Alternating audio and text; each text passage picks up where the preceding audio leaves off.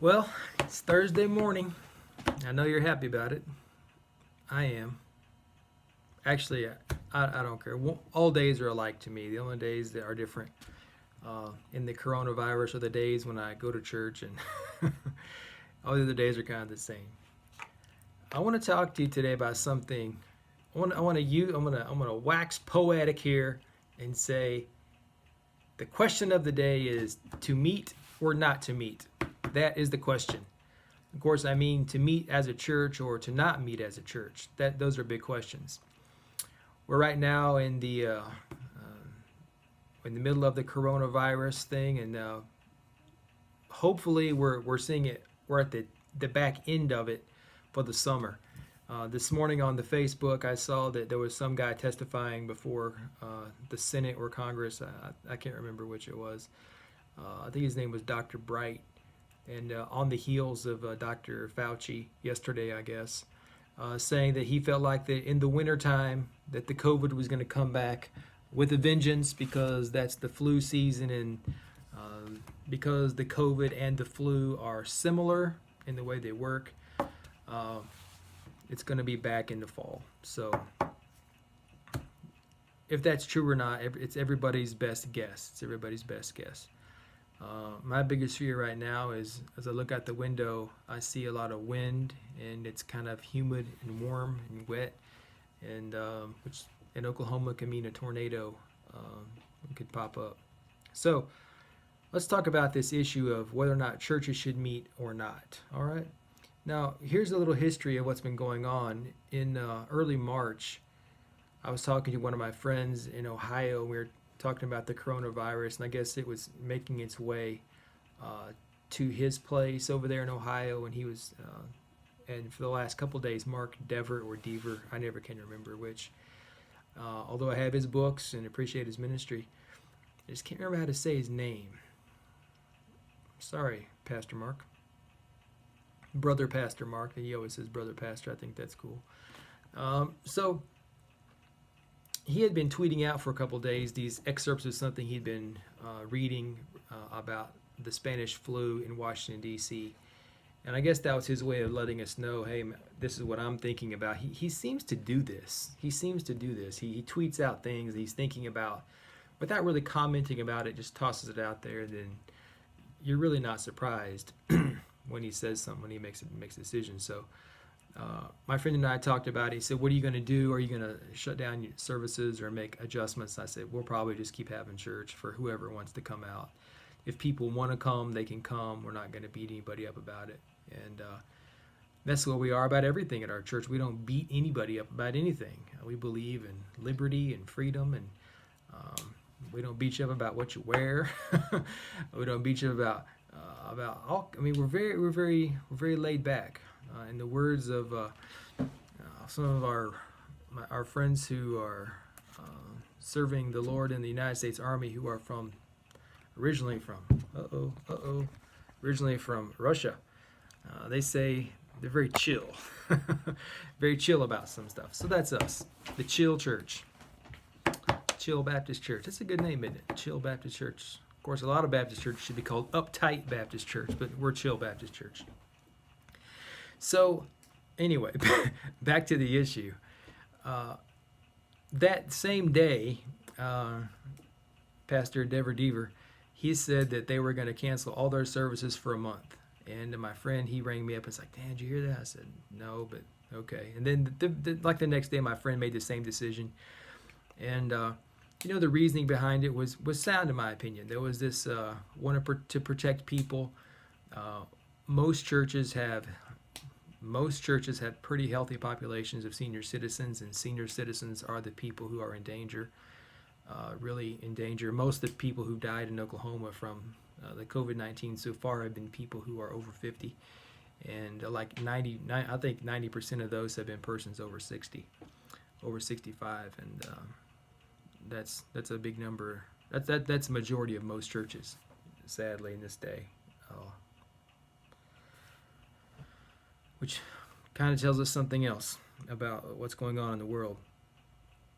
So we decided to stop having church in-person services in mid-March because my son, somebody he knows, was being tested for the COVID-19. We were going to have churches for people who wanted to come, and we found out that my son, he potentially had been exposed to somebody who had Corona-19. That guy went on quarantine, was waiting. My son had no symptoms, so we're waiting, and finally that kid's test came back negative, and so my son, he had no symptoms, so he kept working the whole time. He talked to his employer. His employer said, come to work unless you have symptoms, blah, blah, blah.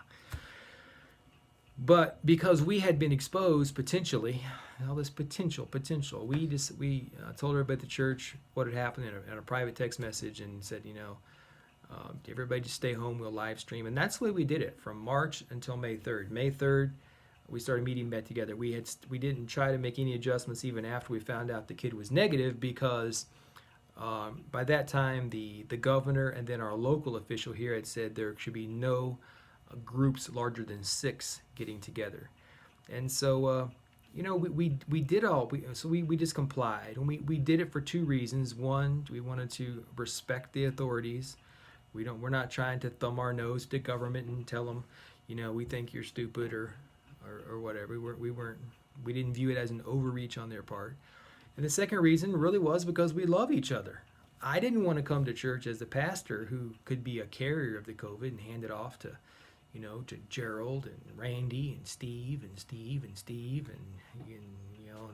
Betty and Wayne. I don't want to hand it off to anybody at the church, and I don't want anybody at the church to hand it off to me. And we don't want to get each other sick. I mean, we had already been, because of the flu, not really shaking hands or doing the greetings we normally do, because we just care about each other. We don't want to see people get sick. So that's what we did. And then May 3rd, basically they said you could have church again. You had to follow social distancing guidelines. Not a problem for us.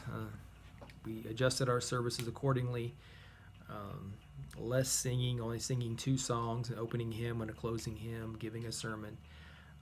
Not passing the offering plate, just putting the offering in a location in the auditorium. Encouraging people not to use the bathroom, not to come early, just all the things, trying to be safe, follow the guidelines. Put a sign on the door at the church down there that says, you got to keep 6 feet away from everybody. And it's going okay. Our church attendance is about, we're missing about 1/3 of our people, on Sundays, but it's working out. Wednesday nights, we're even less, but that's pretty common for churches on a Wednesday night. So that's what we're doing. But here we are at the end of the COVID, and now what do? We're at the end. Things are winding down. States are opening up. A lot of people have lost their jobs. A lot of people laid off. A lot of businesses are closing here in our town. Dillard's, a big department store at our mall, is not going to reopen. They're open, but they're closing. They're just selling out of everything because they're going to close, because the last 2 months of being locked down, 2.5 months almost for them, I think, it's over.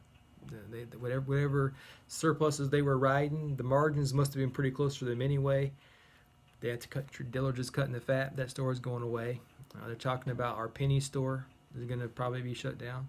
We already lost our Sears. Like, everybody lost their Sears stores, but Sears is closing too. A lot of people not working in Lawton. Kids are out of school. I mean, it's massive. But here we are coming to the end of it. States are reopening. People are going back to work and getting back out there. Colleges is starting to fire up. My wife starts college in a few weeks for summer school.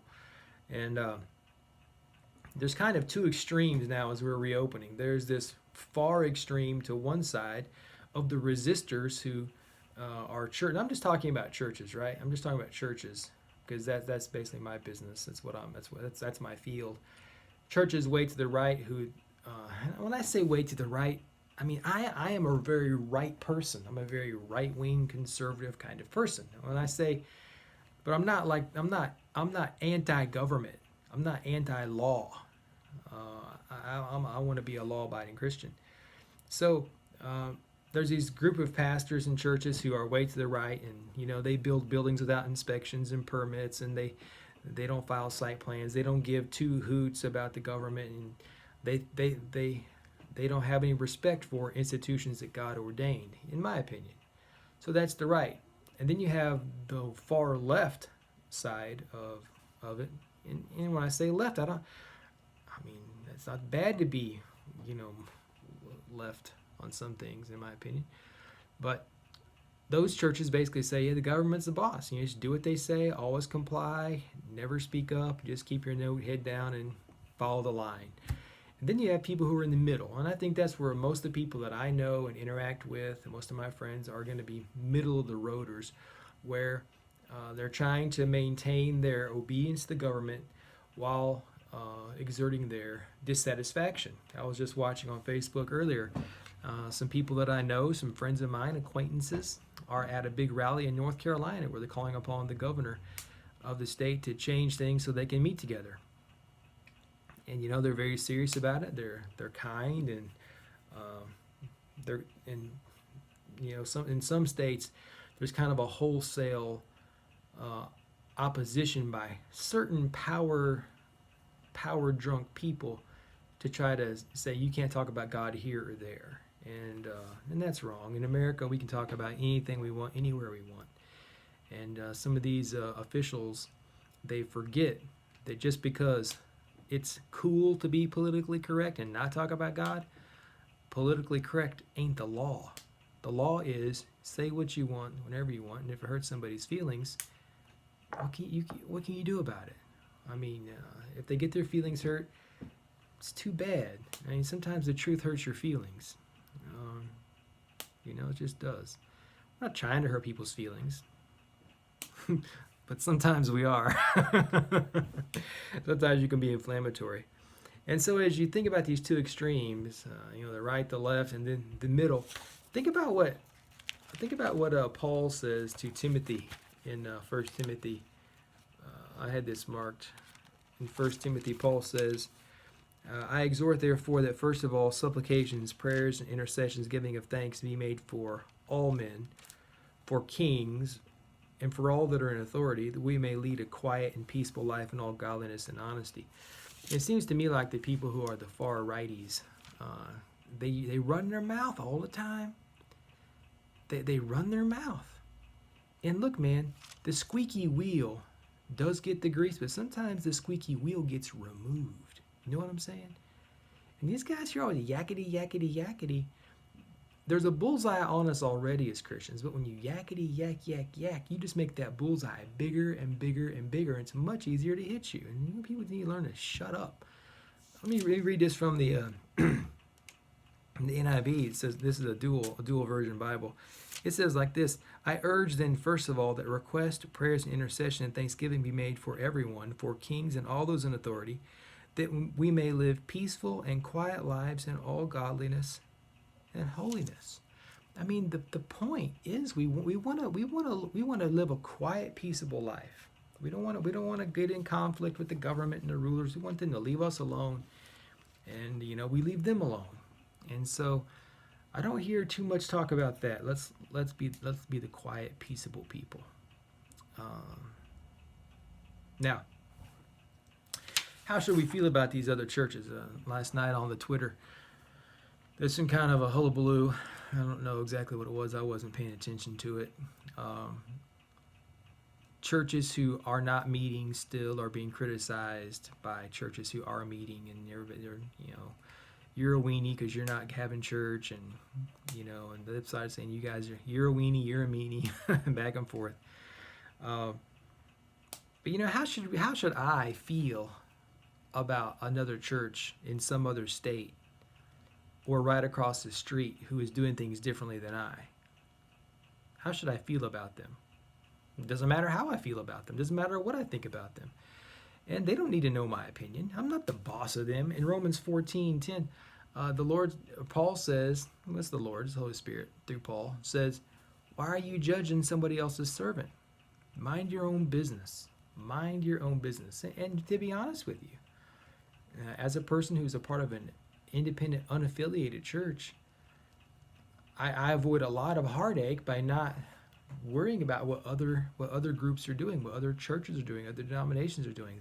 Whatever they want to do, it's their business, not mine. I mean, I listen to what they're saying, see what they're doing, and I approve or disapprove of their actions, but I don't call them up and say, "Hey." Now I'm going to say this: on 2 different occasions, I have done that. There was a church up here, not far from us, and they were making some decisions, and I got on the phone. I wrote them a letter. Then I called them. Ultimately, I called them and said, I'm sorry. I should have just kept my mouth shut.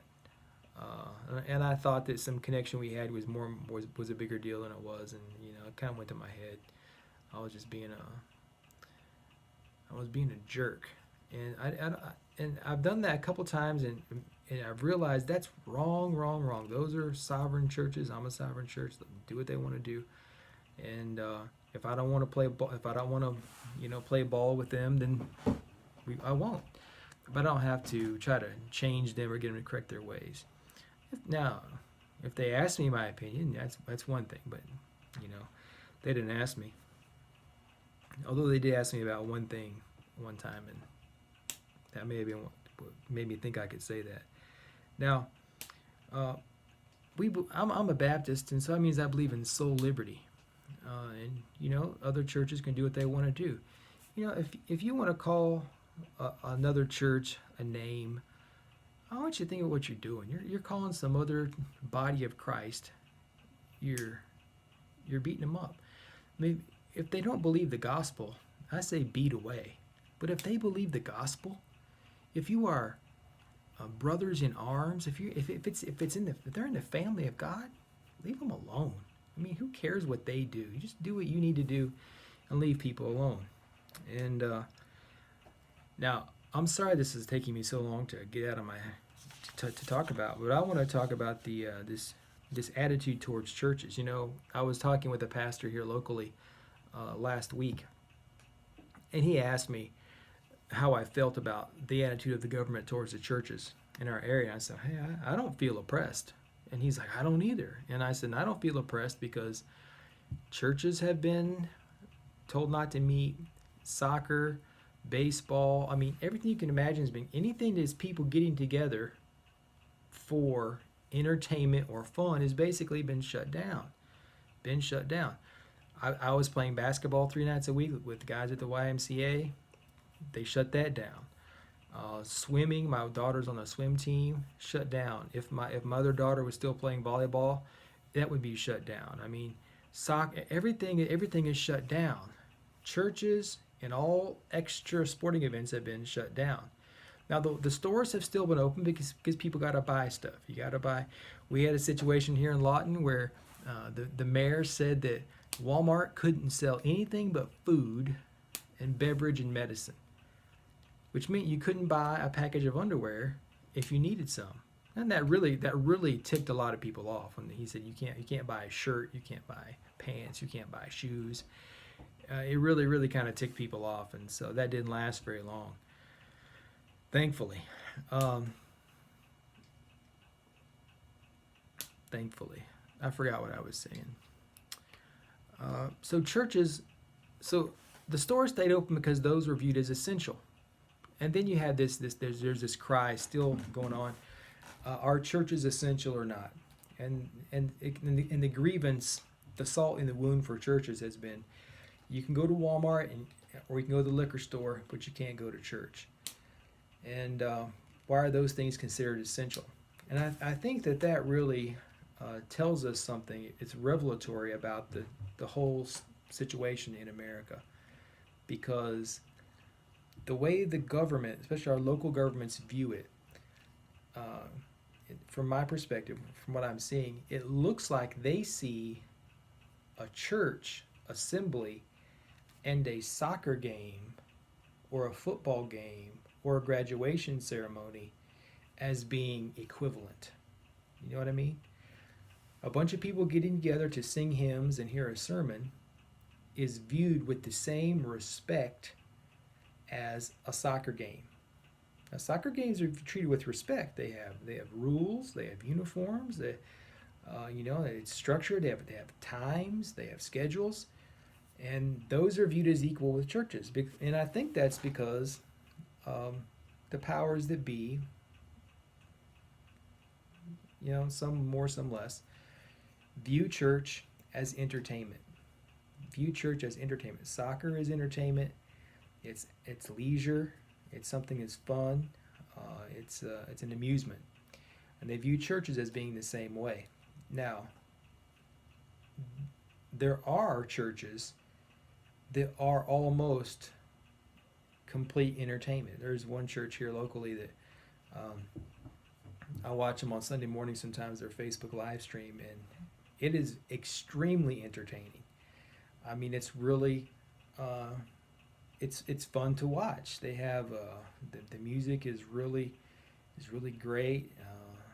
The lighting and the people, the way they look, and it's very it's very entertainment oriented. As you go around Lawton, you find a lot of churches are entertainment oriented. They want to create an environment that's entertaining, that causes people to want to come in and be a part of it.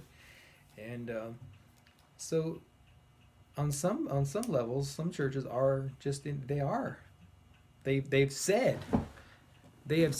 to the community, we're entertainment.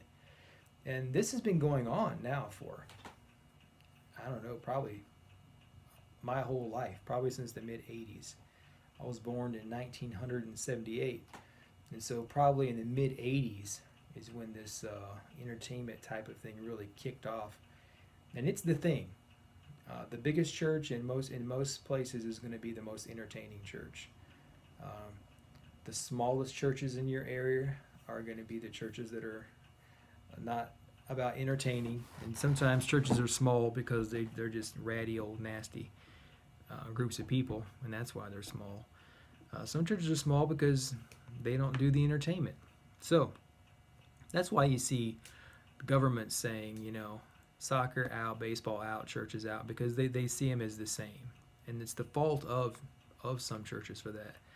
I got MacArthur's book over here, over there, called Ashamed of the Gospel. It's that great book he wrote where people are totally given to the gimmick idea, bringing people in, circuses and clowns and whatever it takes to get people to come in.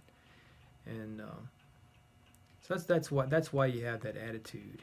And that's why you have that. That's why. If you didn't know, that's why. That's why churches are not viewed as essential, and Walmart is. And so it tells us that the situation in America is kind of bleak. So what should we do? What should we do? What should our response be as Bible-believing Christians to that? Well, first of all, we need to get our churches in order. Get our own churches straightened out. Whatever. Focus within. Be sure you're doing things in a scriptural way. And when you're doing that, when I mean scriptural way, I mean you're worshiping in a scriptural way. You're practicing oversight in a scriptural way. You're taking care of sin in a church. I mean, every church is going to have sin in it because it's full of sinners. And when someone in your church falls into sin or leaps into sin, you got to deal with it. You got to talk to them about it. And then when they repent, you forgive them, you affirm your love, and you move on. And then we have got our churches tidied up, our congregations. Then we need to get back to preaching the gospel. And I hear this all the time from people: preach the gospel, preach the gospel. From the Reformed people, preach the gospel, preach the gospel. And I don't know how many of them are really doing that outside of a church building. The gospel has to be preached outside of a church building. I mean, you got to talk to your neighbors, your friends, your coworkers. You got to say something about it to them. It's got to be done outside the church. You got to be saying to people outside and evangelizing. And I know a lot of people hate on the Independent Fundamental Baptist, and there's a lot of things to be ticked off at them about. I mean, a lot of them. But the one thing you got to admit they got going for them is they are zealous for evangelism. It's not the best kind of evangelism. It's not the best kind. It's more like it's like sales evangelism. But they do go. They do go. There was a guy, I heard him say years ago that he didn't lead his church to join the Association of Reformed Baptist Churches in America because no missionary that group had been called to be a missionary or started out as a missionary from within that denomination. He said they were a missionary already, and then they came and joined that group. He said that the Arbka, they had not produced any missionaries. And around the same time, I heard another Reformed guy say, the saddest thing about a Reformed Baptist church is it could be sitting on a street corner, but nobody in there, nobody knows it exists because the members, they don't evangelize. They become so Calvinistic that they're not evangelistic. That's a real thing. It really does happen, and you got to watch out for it. I mean, even in a church that's easy believism, those people, they don't want to go soul winning or witnessing. I mean, I used to be a part of those kind of churches, and every week you're whipping people to stir them up to go. You guilt them. You try to bribe them. I mean, you do everything you can to get them to go. And then they still don't want to do it. Just have a handful. The church I was an assistant pastor at in Arkansas one time, we would have evangelism on Saturdays, and we had 2 different times on Tuesdays, and then we had on Saturdays. And it was a church of about 150 people sometimes, and we never had 10. We never had 10 people come out. We'd have 6 or 8. Never had. If we'd had 10, we would have called that revival. And so churches need to get out there and evangelize. You need to go out there and tell the gospel to people. Probably we all need to go back to organized neighborhood outreaches. We're covering our neighborhoods, putting tracts on doors, putting door hangers out, trying to talk to people about Jesus and tell them, you must be born again. Tell them the old story of Jesus and his own. I do believe in gospel regeneration. I mean, label me a heretic if you want to, but the gospel must be preached. If it ain't preached, nobody gets saved. And you may say, what about election? Don't you believe in election? I do believe in election. I do. And I believe that the elect will have the gospel preached to them, and they'll be saved. And that's the whole theme of the New Testament. You find this. You see, Paul goes somewhere, he preaches, people believe. But if Paul hadn't gone there, if there had been no gospel message, would the people have believed? I don't think so. And I'm pretty sure of that because that's what you actually see in the Bible. The Bible is not what you see is preaching, believing, and people being baptized and added to churches formed. So anyway, I've taken 28 minutes to knock on about that. And those are my thoughts and opinions. If you feel free to hit me up with anything at bashamsbulletin@gmail.com, or you can text me 580-695-3461. And maybe we'll all come through this with adjustments made to our views, and hopefully we'll be able to see the gospel preached more fuller. We'll take advantage of our opportunities because the gospel must be preached if people are to be saved. Well, thanks a lot, and let's ride this out to 29 minutes. You want to do a 20-second countdown? I don't either. Take care.